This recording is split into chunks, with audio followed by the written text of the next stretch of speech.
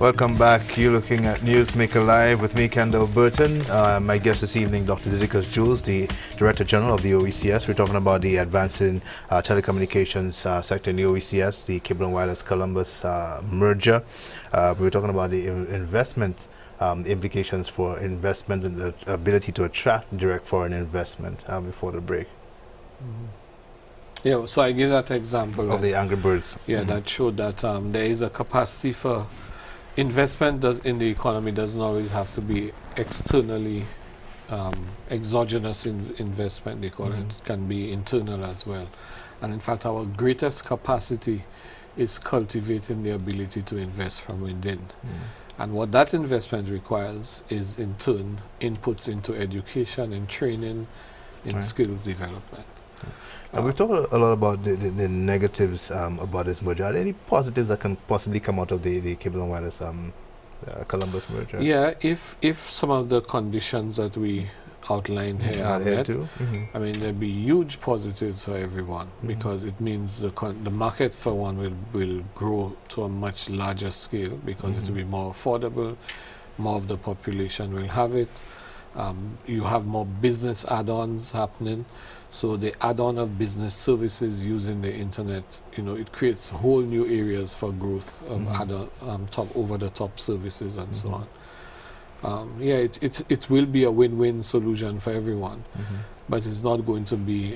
It means moving the industry from, as I said, a purely extractive profit-making industry to a real area of investment. Okay, let's go back to the phone lines. I believe we have a call. Good evening. Yes, good evening, Mr. Burton. And good evening to you, Dr. Jules, and the best of 2015 for you. Thank you very much. Yes, I'm listening tonight very intensively, Dr. Jules. You have opened a whole new avenue in terms of the way you have been. Well, then again, who would have done it better than you in your eloquent way? You know? But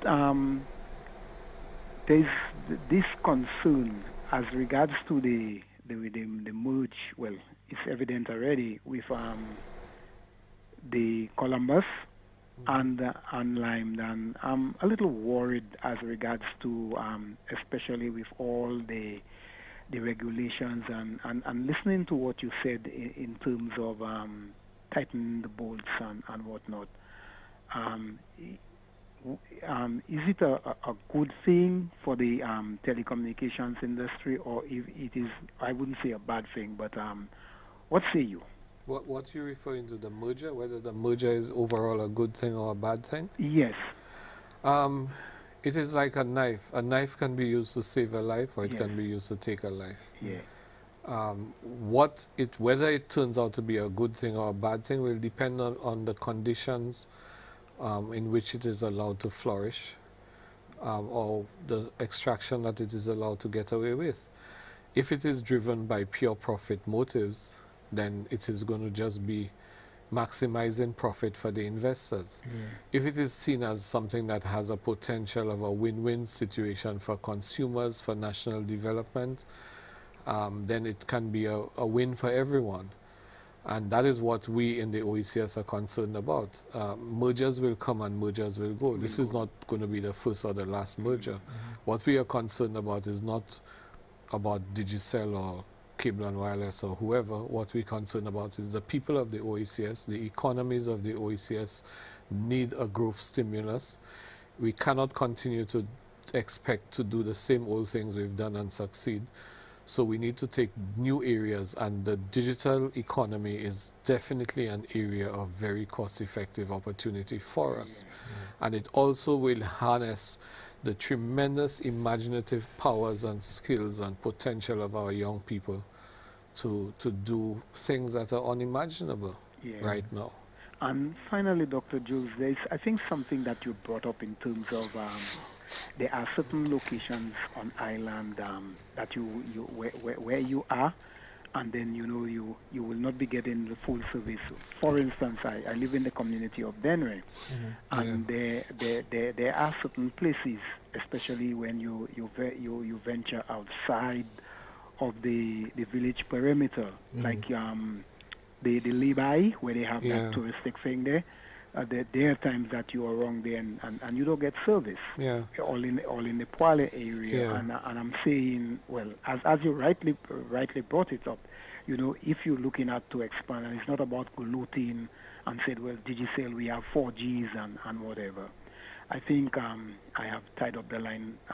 No, but enough. you're quite right about that, and that's what I've pointed out to the providers. Yeah. You cannot tell me in this day and age, after what more than a more than a decade, I believe, of provision of mobile service, that you still have dead spots right outside Halcyon.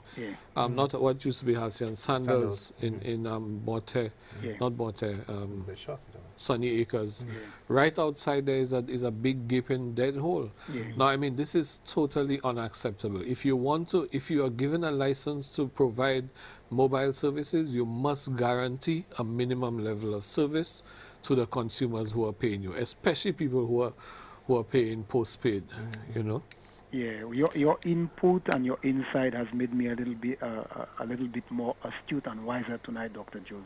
Well, I'm very happy. Keep on the very good work that you have been doing. Okay, but it's not about me. We need to spread the word, and that's why we would like this discussion to go viral. Yes. Spread the word with your friends. Our voices must matter. And in fact, that was one of the reasons we did this too, because very early in the game, a senior executive in this gameplay made a statement that all that matters is the approval from the big markets like Jamaica and Trinidad and Tobago and Barbados, and that the OECS did not matter. They will learn that the OECS does matter because people matter. And we are the ones who are generating the profits for them, because every time we run our mouth on the mobile, it's money chinking down in their pockets. There you go. Yeah. Thank you. And thank you very much for your call. Yeah, we talk about the fact that the OECS doesn't matter, but in the smaller jurisdictions, this merger would likely mean the absence or the loss of any competition at all in some territories. So all the more reason why we need to engage in more discussion on the implications. And I'll tell you something, we are not sitting idly by at the OECS, because, I mean, we engage in this debate at this level, trying to make suggestions to these guys of what we would like to see as minimum conditions of service going forward. But we're not sitting there just waiting on them to give or not to give. We are actively pursuing other opportunities and possibilities, which I will not speak to just yet. But I'm just flagging that for them to know too that there are options available to us in this wider world. And we will seek to influence the governments to exercise these options. Is that one of the points made in the document as well? The need to lower the requirements so that other entries can be made? Yep, increase entries. I mean, it's amazing what that technology can do. You look at a place like Africa, in Kenya. Kenya was one of those countries that had almost no infrastructure for fixed line up to about 10, 15 years ago. With the advent of mobile, the guys decided, rather than invest in this expensive and time-consuming copper infrastructure, copper lines, they went straight to mobile technology. And now Kenya has a very high rate of penetration of mobile. The farmers in Kenya are doing cash because of the size of the place and communities spread out, and you have nomadic peoples and so on. Farmers are doing cash transactions. People are doing transactions where there are no banks. The phone is your bank. They're doing cash transfers and so on using their mobile phones. Farmers are getting market data about crop prices and so on their mobile phones. It's been a case study by the World Bank. Yeah, and it ties into what you were saying. And these are so-called semi-literate people, doing this. So we need to adopt the mindset change that you referred to earlier, so we can make equal use, productive use of that technology. It's not about playing games and Facebook and alone. Good evening, you're on the air. Hi, good night, Dr. Jules. Good night. Good night. Happy New Year. Same to you. This is Kingsley Sentil, President of the National Consumer Association. I joined you late, but so far I'm impressed with the statement you're making for on behalf of consumers. I think that's the right approach. I don't know if you're aware that in the OECS, only Antigua has legislation to protect consumers. Now, whilst we're talking about the telecommunications market, I think that unless we define the consumer rights and the duties and responsibilities of service providers, be it telecom, whatever, right, the consumer will still be at a disadvantage.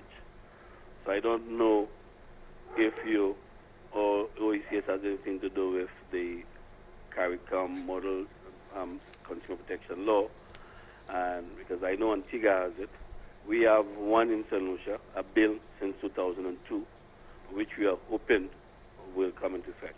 Yeah. In terms of the regulation, I know that we spoke to a consultant. We had a meeting with a consultant late last month, and I understand that. But we spoke, as consumers, we spoke to her about putting the rights of consumers in the regulation. But I would like to see a consumer protection act for the OECS. What is your take on this? Should I listen or hang up or listen? You can stay on the line. Okay, all right. I'm in total agreement with you. In fact, because you joined it, you may have missed this, but I had said earlier that the OECS authority, the heads of government, had given approval for the creation of an OECS Competitiveness Commission, which should be like a fair trading thing to handle consumer rights and issues and ensure the maintenance of adequate competition and so on. So we had actually brought it to the heads at the 59th meeting of the council, but I had requested approval from the heads to bring it back in the commission to look at again, because I wanted to ensure that the structuring of the thing was as tight and lean as possible, but that we leverage computer technologies and the internet to do what we needed to do more effectively. And I was given the example of crowdsourcing. So imagine a scenario where with price control, for example, anybody, rather than hire 10, 15 price control officers in each jurisdiction, any consumer with a cell phone going into a supermarket finding that the price of chicken back is inflated by $5 can right there on the mobile app lodge a complaint, which would be registered on a geographic information system that would show exactly where the complaint came from, maybe even a picture of the price gouging. And with strong legislation, it may be possible to even fast track a process of finding. I am in total support of this. Yeah. As a matter of fact, somebody did call and talk about the 4G and 3G. Yeah. When you use your phone, your mobile phone, you'll actually see 3G at the top, not 4G. Yeah. The advertising 4G, but it's 3G, a lot of false advertising. And that to me is false advertising. Yeah. No. And there must be penalties that correct. Whilst I'm talking to you as OECS, you know that in the CARICOM Treaty, Protocol 8 speaks to competition and consumer protection. So I'm hearing you saying about the government. So I feel good to hear that the governments of the OECS want to do things, right? But yet it's the same governments who have not followed the example of Antigua to legislate consumer protection law. So therefore, and I don't know if you know that I am the subject of ridicule in St. Lucia, because for the past 2 to 3 years, ministers have promised me that they're going to take the consumer protection bill to cabinet and to parliament, and this has not been done. So it's like I'm subject of ridicule. So I don't know if OECS, I'm glad to hear that OECS is there, to protect consumers. And that's what we are about, because up to last week I was in a meeting, a CUT meeting in St. Vincent, of regulators, departments of consumer affairs, consumer advocacy groups, and I call it NTRCs, right? And we are discussing this whole thing about regulation. And there I learned a number of things that could affect consumers. Even one of the main questions we posed was this question about termination costs. There's no reason why our determination cost is that expensive. The consultant explains how the platform, when you make a call, what happens. When the call terminates, what happens. You know what I mean? I mean, the call is, why is the termination cost that expensive? What he ended up saying is that probably if regulation, we could probably deliver that cost.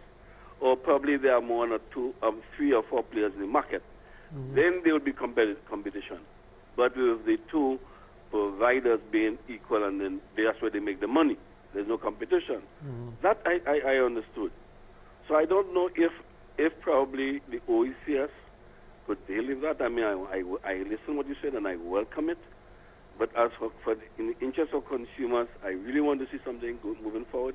So I don't know if, apart from the telecommunications, right? And I must say hats off to you and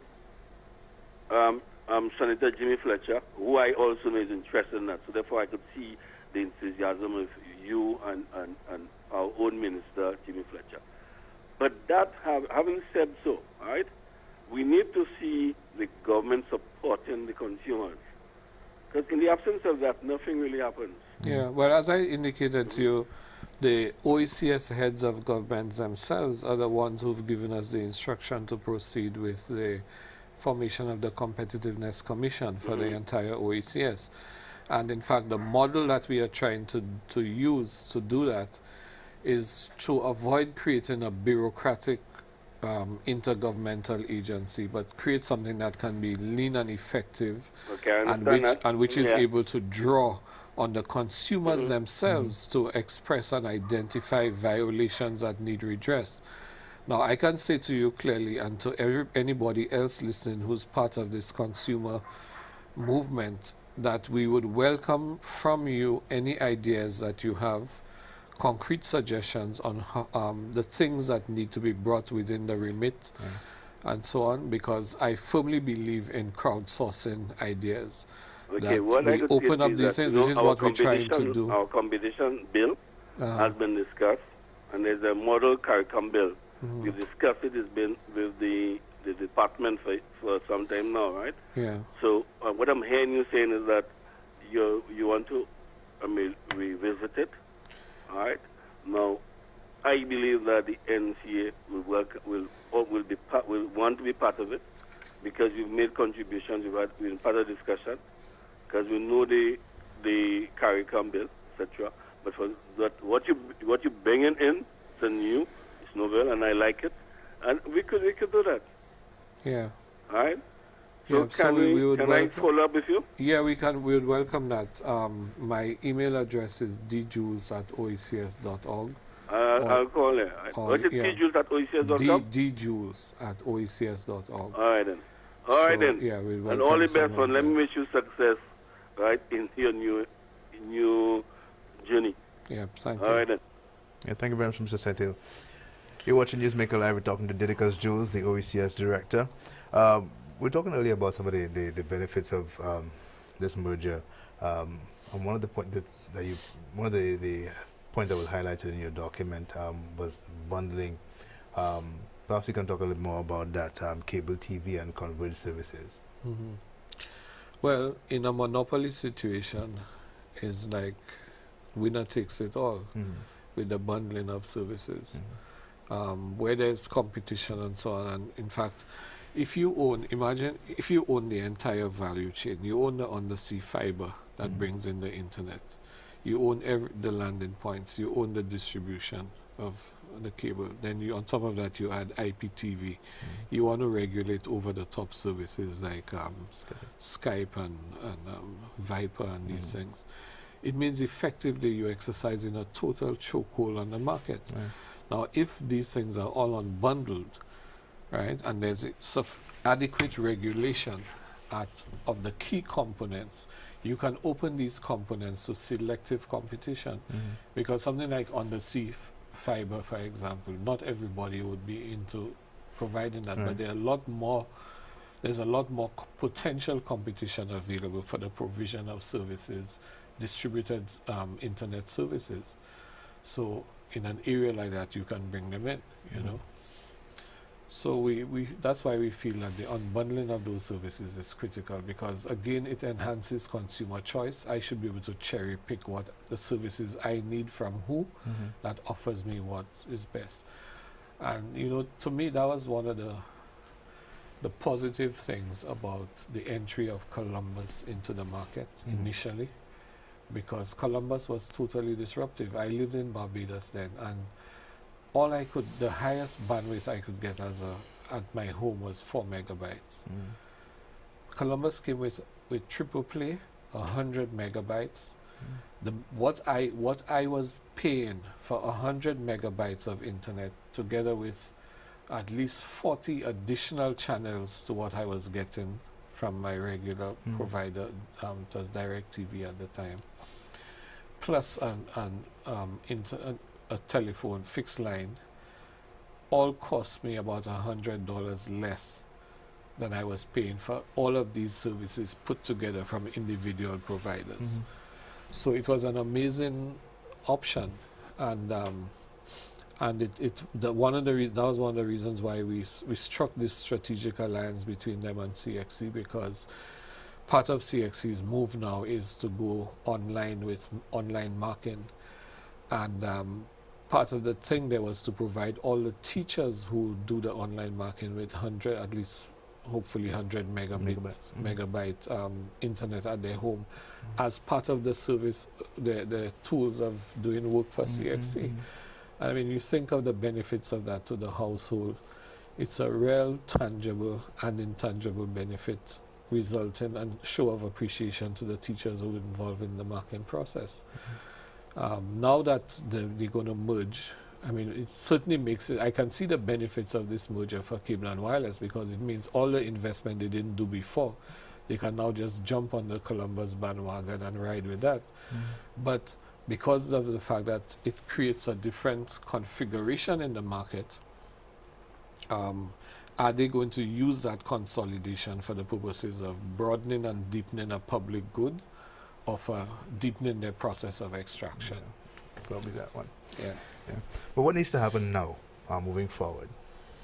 I think what needs to happen is that I would like to see the public. Mr. Sentin spoke about the frustrations of, you know, voicing and representing consumers. I think in this day and age, people don't so much need representation as they need voice. And the internet and the social media gives that power to people. So that's why we engage in this debate in that way, to stimulate public discussion, awareness, get the public of the OECS engaged in the whole process so that they can have their voices be heard, they can have their say. And I think they will have to be listened to by providers and everyone else, because this is of too great and too strategic an import for it to be ignored.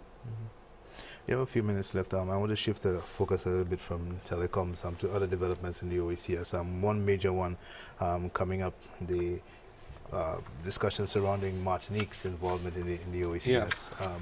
Perhaps you can give us an idea of what the agenda is. Well, a few months ago, there's been a long process of engagement over the last year between Martinique and the OECS.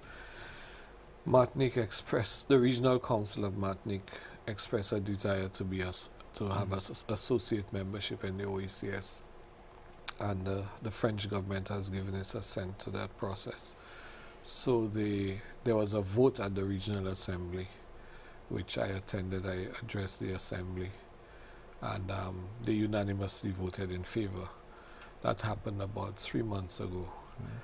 From the day after the vote, we started treating Martinique effectively as an associate member, because we were in the middle of doing our meetings on health to prepare for Ebola. And within 2 days, the Martinicans were part of the discussions on Ebola. They've been actively engaged with us in all sorts of discussions at the OECS. So we're going ahead on the 4th and 5th of February. The 60th meeting of the OECS Authority, which is the OECS heads of government, will be held in Martinique. And at that meeting, Martinique will formally sign initiate the process for becoming associate members of OECS. So it's going to be a very historical moment for us, because the involvement of Martinique in the OECS, while there are limitations because of their status in relation to France, opens up great potential. It certainly widens the demographics from an economic perspective. You have seen the level of intercourse between Martinique and St. Lucia, between Guadeloupe and Dominica, for example. What that does now is widen this to the whole OECS. The use of Martinique as a tertiary health facility center for the OECS is something under discussion. So there are a lot of opportunities there. And one of the things that we are trying to shape as well is to boost. We are very concerned about not just ensuring growth in the economies of the OECS, but growth with equity. It's not enough to just grow the economy. If you grow in it and only the existing players benefit, it has to be the type of growth that leads to a widening of opportunity for smaller persons, a trickle-down effect, a spread of the benefits. And community tourism, we think, will do particularly well with the engagement of Martinique and Guadeloupe. Guadeloupe has also asked to join, but Martinique is more advanced. So we are expecting that this will yield great benefits in terms of weekend travel, bed and breakfast arrangements, community sporting activities, partying, the works. I mean, you saw the Mercury event, how fantastic that was. I want to talk a little more about that, but we have another call. Good evening, you're on the air. Good evening. Yes, hello, good evening. You're on the air. Yeah, good night. Good night, Dr. Jules. Good night, good night. Dr. Jules, I haven't got a question, but I simply want to say I have followed you around the region, way back, Grenada, OECS, something, and I just want to say to you, I am proud that people like you stay in the region. I'm sure you could have gone many, many miles away, but you stay in the region and try to make a contribution. So with that, I'm happy for myself, my children, my grandchildren to come, that there are people within our region who will look at not only their own selfish interests, but they will stay around and make our lives of the lesser ones in our community much better. I want to congratulate you for your work you have been doing for all of those years. I'm sure you can go way out of this region, but you stay in the region to serve our countries of the OECS, because I believe it is the only way out for all of us. Each of those islands is the only way out. And to have a gentleman like you to stay in our region and to help work things out, I admire that greatly. I just want to say that to you, sir. Yeah, well, I appreciate your sentiments. There's an American poet called Robert Frost who said that home is where they have to take you in. And the way I was raised, and you know, the kinds of mentors I've had, people like Derek Walcott, Sir Leighton Thomas, Father Anthony, have always taught us that home is where you have your commitment to be. That's your roots, that's where you are. Walcott, in one of his poems, say, "Moi c'est Saint Lucie, c'est là moi sorti." So we are rooted where we are, and I think wherever God plants your seed is where you have a responsibility to flourish and to contribute. So we are all put in this world to leave it a better place. But I thank you. Yeah, you're talking about the community tourism. I know you were behind the project in Viewfort, launched more recently. Tell me a little bit more about that. Which one? The community tourism project in Viewfort. Well, we are engaged in a number of projects. Yeah. And that's region-wide. Yeah. Yeah. But no, the way in which we operate at the Commission, and that's a deliberate deliberate approach.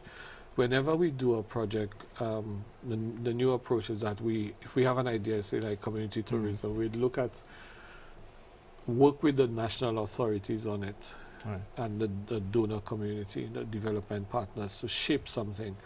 All what is common to all of the territories becomes the regional component, and what is particular to each country becomes the national component. So in that way, going forward, what you will see is that every project undertaken by the OECS has both a regional component, which we manage, and a national component. The idea being, we must make a difference in people's lives on the ground. So it cannot just be about bureaucratic transformations, right? But something that would make a lasting difference to the conditions of life and work in communities. Okay, we have a few seconds left. Any parting words from you, Dr. Jules? No, I want to thank you for this opportunity, and I hope that persons will follow what is happening we want those of you who are on Facebook to like the OECS Facebook page, Organization of East Caribbean States Facebook page. Follow the debate, contribute to it. We need your ideas and suggestions. We welcome, as I indicated to Mr. Sentil, any ideas people have on things that are of concern to them that they would like to see incorporated in the agenda of unity of the OECS. And the only way this can happen is if we all work together. Dr. Didicus Jules, Director General of the OECS, thank you very much for being with us. And thank you for watching. Those of you who called, thank you so much for calling. This has been Newsmaker Live. I'm Kendall Burton. See you next week.